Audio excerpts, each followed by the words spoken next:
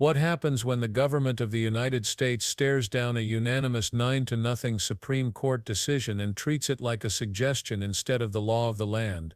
That's not a law school hypothetical, it's not a late-night debate club scenario.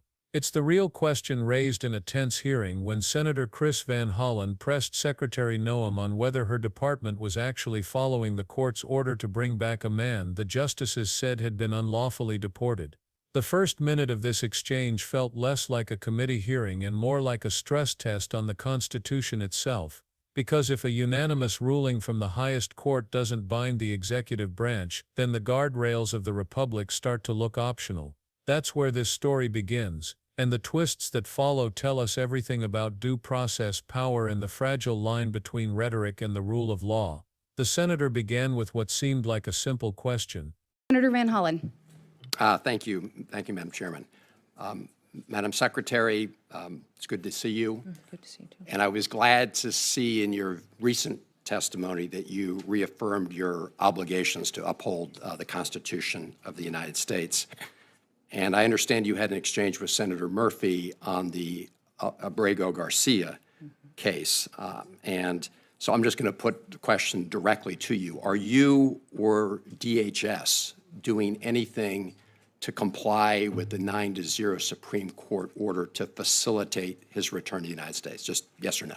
This administration is following all federal court orders. Madam Secretary, this is a simple question. question. It's the president's prerogative on conversations that happen Chair, with the president of El Salvador. I ask a simple question. We have a limited amount of time. I just asked you, Madam Secretary, whether or not you or the Department of Homeland Security are taking any action to facilitate the 9-0 Supreme Court decision to facilitate his return. This is a very simple question. Are you taking any action to facilitate his return, or are you not? This administration is following and complying with all federal court orders so, to make sure that we So you are, because the court ordered that you facilitate his return, so you are facilitating his return. Sir, Senator, thank you for the question, but what I would Madam tell you Secretary, is that we are following court orders Madam and Secretary, that your advocacy for a known terrorist is alarming to me. Madam Secretary, it's alarming to me because he's a human smuggler. Madam Secretary, I'm going to have to reclaim and my a terrorist, and he's not a U.S. citizen. He's a citizen of El Salvador, and he's home. If he were to come back Madam here, Secretary, we would take him immediately. All right, back I'm going to have El to, Madam Secretary, you should know a couple facts then, which is, number one, in 2019, the immigration court said that he should not be returned to El Salvador because it would put his life in danger. The Trump administration at the time did not appeal that decision. After that, he got a work permit and was working legally in the United States of America. This is also why the district court and the appellate court and the Supreme Court have ruled as they have. I suggest that rather than make these statements here, that you and the Trump administration make them in court under oath, because despite what you just said, the federal district court whose judge is hearing this case right now said, and I'm quoting, that the administration has provided no evidence linking Abrego-Garcia to MS-13 or any other terrorist activity. I'm not vouching for the man. I'm vouching for his due process rights. Yes, you are, sir. You've no, been vouching no, for Madam him. Secretary, with I would respect. suggest that you defend and Madam, stand alongside the victims of illegal crime. This is political in this country, rhetoric. the citizens who live here and are United States Americans. I would suggest you advocate for them as hard Madam as you do Secretary, for foreign terrorists. I know you're doing a political speech No, here. I'm I not, get it. sir. I'm asking questions of law. No, you're just spewing I truly rhetoric. believe this. I Well, you're truly believe spewing this rhetoric. as an Let me American. ask you this: Do you agree with Justice Scalia in the Supreme Court opinion in Reno v. Flores that, I'm quoting, "It is well established that the Fifth Amendment entitles aliens to due process of law in deportation proceedings." End of quote. Sir, we are utilizing every due process tool that this Congress has afforded us. The Congress decides what Madam due process Secretary, is appropriate for every situation. Expedited removal is a due process that you have afforded us that we are utilizing. The Alien Enemies Act I'm going to is another reclaim my tool that time, we're Madam utilizing. Secretary. So You we are are, giving due Madam process Secretary. and using the tools Madam that Secretary, this Congress has given us. this is really, I'm asking sort of simple questions of law and simple questions like, are you complying with the 9-0 Supreme Court decision? And you seem to think that's some kind of trick question. Let me ask you this. You were down at CCOT in El Salvador. And you said, and that I'm quoting, it is one of the tools in the toolkit that we will use. And it's well known that the Trump administration is paying the government of El Salvador to keep these individuals, including those who the U.S. courts have determined were illegally taken out of the country in violation of their due process rights. Have you seen the grant document between the United States and the government of El Salvador with respect to the CCOT? It's important that everybody knows the consequences of what happens for their actions in this country. When you break the law and you're a member of a foreign Madam terrorist Secretary, I asked you a organization, there are question. Have you consequences seen to the that. document? This is not hard. Yes, I have. Okay. And what are the provisions of the doc? So do you know what entities in El Salvador are Sir, receiving I'm the sure funds? you can see this document as well and have looked at it for I'm evaluation. glad you as raised well. that, Madam Secretary, because I sent you a letter along with many of my colleagues here on April 8th asking for, among other things, that document. Will you respond to the letter that we sent? I will respond to your letter. Can I get some sense of when? We will take a look at it. I don't remember seeing your letter yet, but I will certainly Well, take a it's look been at there it over and a give you a month. response. The senator's time has No, expired. Madam Chair. Senator Kennedy? Madam Chair. Madam Secretary. Secretary, I have some additional questions No, related sir, to that's up fire to you cap. to manage that time. Senator Kennedy? Madam I Secretary. need a little help from a chair that respects the members of the Madam committee. I'm sorry, Madam Secretary. Chair. This is You pretty Was the Department of Homeland Security taking any action, yes or no, to facilitate the return of Kilmar Abrego Garcia as ordered by the Supreme Court? Not a trick, not a loaded statement, just a request for clarity. The answer he received was not clarity, it was deflection. Secretary Noem repeated almost like a script that this administration is following all federal court orders, but the senator pushed harder. The court didn't just issue some vague guidance, it ordered Garcia's return. So was DHS actually doing that? Again, the secretary circled back to generic assurances about compliance without naming a single concrete step. The frustration was clear. This wasn't about personality clashes. It was about whether the executive branch acknowledges the binding authority of a unanimous Supreme Court ruling. To grasp why Van Hollen kept pressing, you have to understand what a 9-0 decision means. It's not everyday business. In fact, it's rare. The Supreme Court is divided on ideology, temperament, and judicial philosophy. Getting all 9 justices to agree signals something bigger. It means that across the full spectrum, conservatives, liberals, moderates, everyone concluded the government acted unlawfully. That isn't advice. That isn't a suggestion. It's an instruction written in the strongest possible ink. To ignore or stall on it is to treat the court not as a co-equal branch of government but as a panel of commentators whose opinions can be cherry-picked. Van Hollen's point was plain: if a 9-0 decision can be brushed aside, then the principle of judicial supremacy over constitutional interpretation is on life support. That's not an abstract worry. It's a warning that the rule of law itself could be eroding under the surface, and that brings us to the deeper layer, due process. The senator hammered this point again and again. I'm not vouching for the man, he said. I'm vouching for due process. Those words should not be brushed past. The Fifth Amendment guarantees that before the government can take away life, liberty, or property, it must provide a fair process. That guarantee is not a perk for citizens only. Decades of precedent confirm it applies in deportation proceedings as well.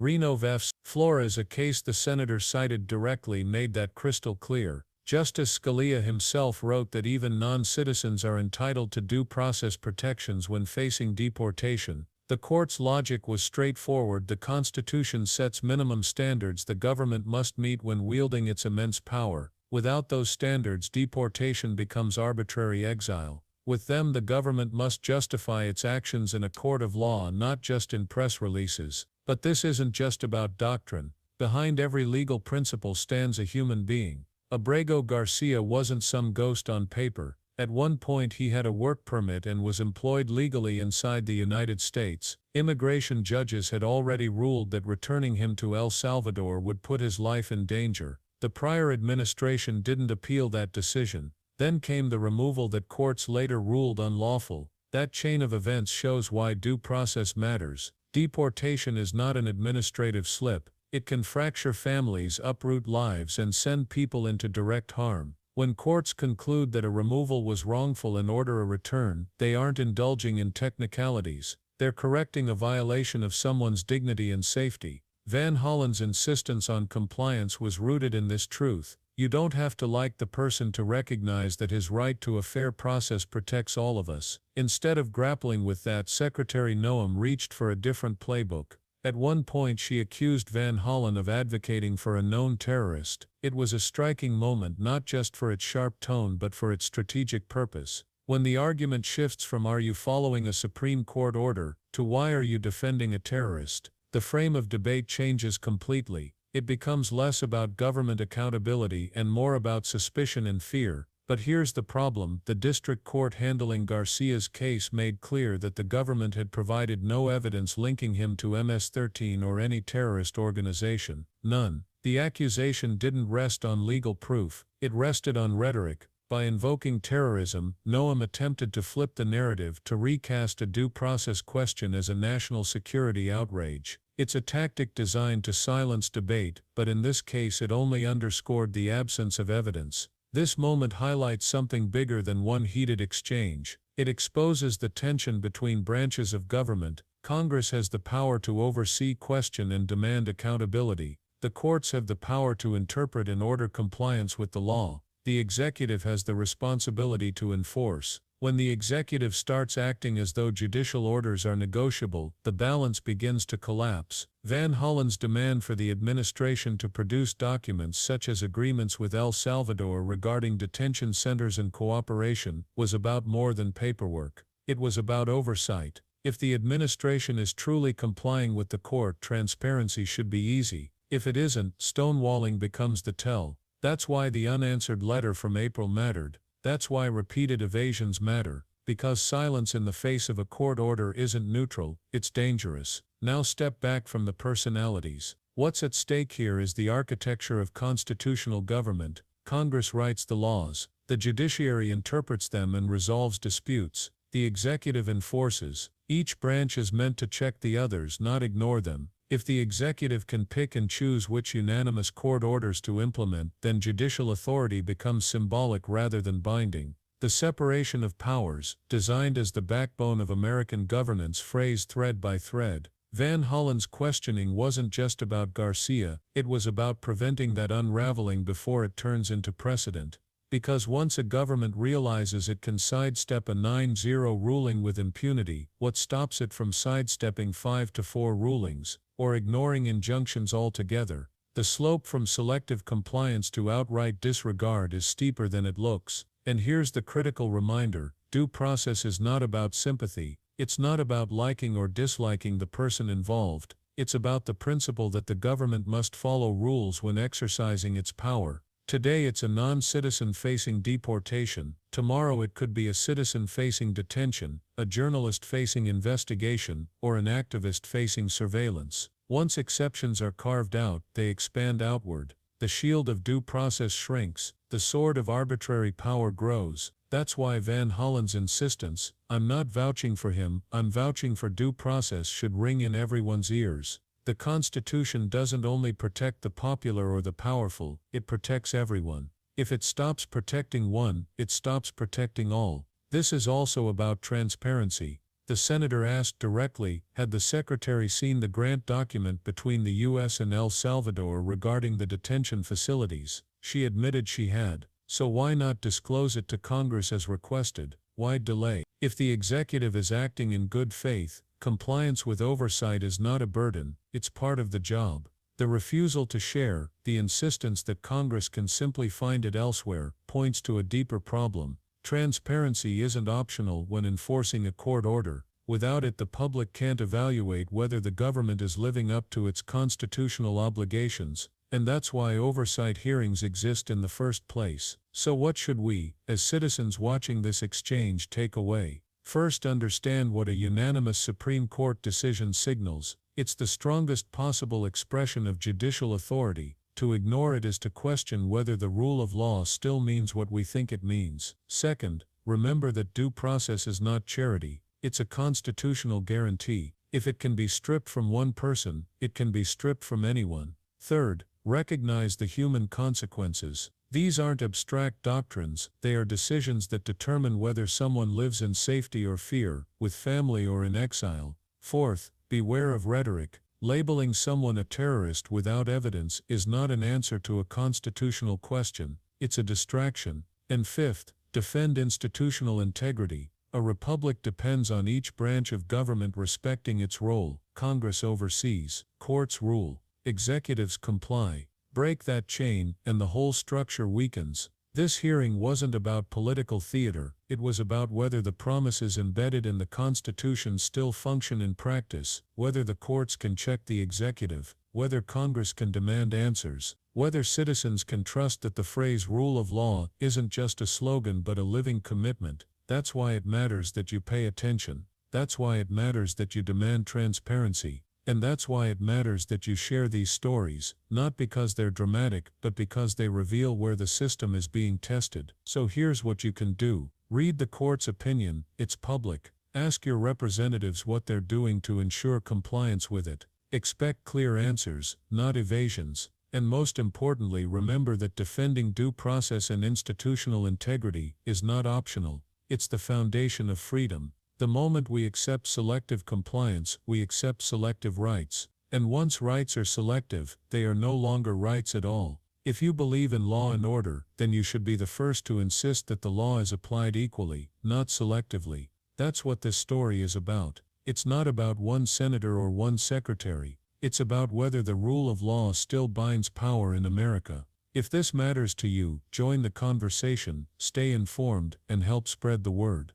And if you want more stories that reveal where power meets accountability, make sure you subscribe to the channel, hit the like button, and share this video. Because democracy survives when citizens pay attention and demand that their government keeps its promises.